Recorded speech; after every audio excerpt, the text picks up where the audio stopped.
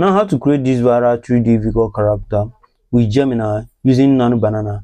Now, to create it, here I will show you everything you need to know. So what you end to know everything. Now, first, what you do now here is to first, if you have not yet opened your Gemini application, open your Gemini like this, or use the web tool, which I will leave on the description section. Now, what you do now here is to click on this icon here. Now, click on create an image to use the Nano Banana feature.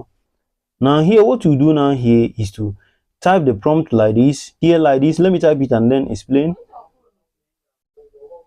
Now after typing the prompt here like this, you can see the prompt. Now here, let me explain this prompt.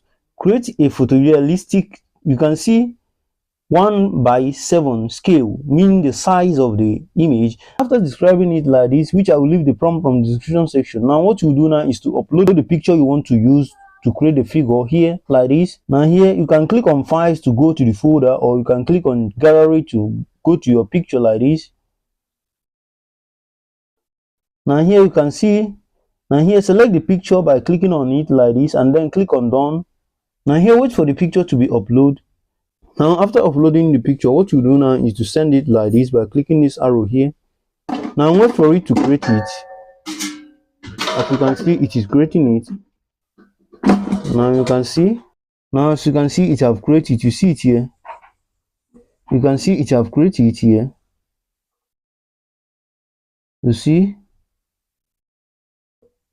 You can download it by clicking here this icon to download it,